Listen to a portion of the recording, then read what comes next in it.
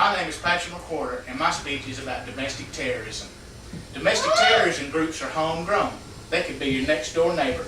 They're based entirely in the United States and without foreign involvement. They've been around for quite some time. They could be second or third generation U.S. citizens born here, educated here, and work here. No one looks like a terrorist, but they all bear hatred and malice with no care for anything but their own cause. Terrorism is any action taken to cause fear in order to achieve a social, religious, or political goal. Domestic terrorism is terrorism performed by a terrorist who is a member of the state in which he or she resides. They can be right-wing, left-wing, or special interest groups. Under federal law, the act must be lethal or potentially lethal violence, crime. Violence must appear to be intended to coerce a civilian population or influence the government, and it must take place in the United States. All acts involve violence and are committed by non-government groups and individuals. They think this is their only option available. Terror acts include murder, kidnapping, hijacking, bombings, and arson. The democratic government of the United States provides fertile ground for terrorism because of the open nature of our society. Citizens have fundamental rights, civil liberties are protected, and government control and constant surveillance is absent. Even police states have not been immune to terrorism, despite limiting liberties and forbidding free speech and assembly.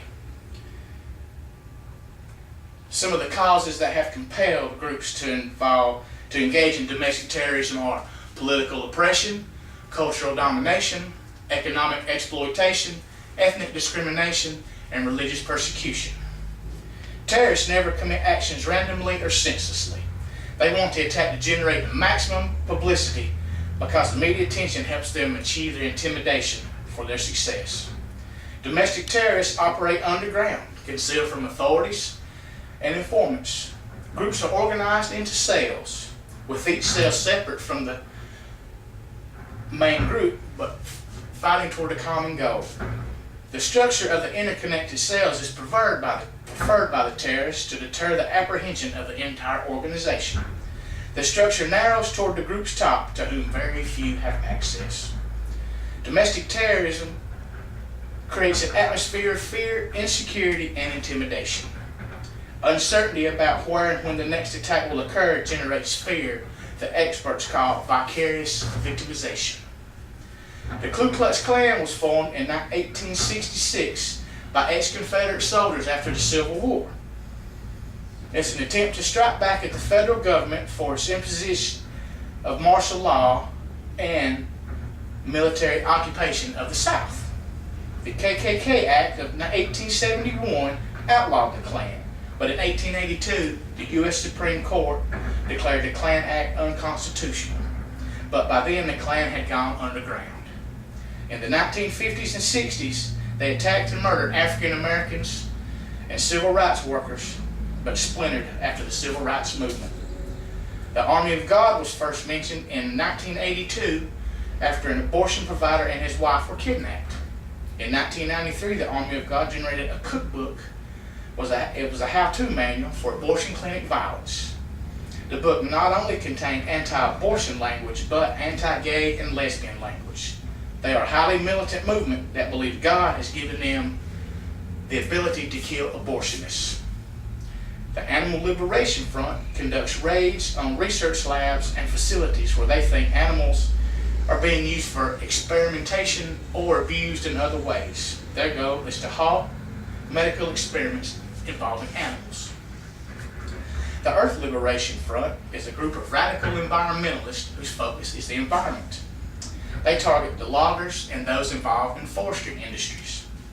They are known to have sabotaged the construction of power grids to protest the spoiling of native wildlife areas.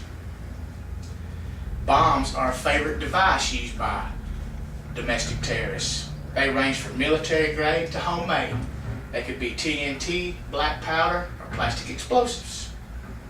They could also be ammonium nitrate fertilizer mixed with diesel fuel. They range in size from a small pipe bomb to an entire truck. and those are detonated by a timing device or electronic signal by remote control. Firearms such as pistols, revolvers, machine guns, or grenades have been used by the terrorists. They also use chemical weapons that are very dangerous and have deadly results. Some agents cause blisters or burns on skin and can also burn the nose and throat if inhaled. Some can even enter the bloodstream and cause convulsions, respiratory failure, and death. Some anti-terrorism legislation has been enacted back in 1994 by President Clinton, and most recently in 2001 and 2002 by President Bush. They increased law enforcement's ability to search telephone, email communications, medical, financial, and other records. Every American should realize what domestic terrorism entails, whether or not we understand the meaning it has become a large, terrifying part of our society. The only hope is that the domestic terrorists might realize how ineffective they are and to use their intelligence for good instead of evil. There could be a beginning to the end. Thank you.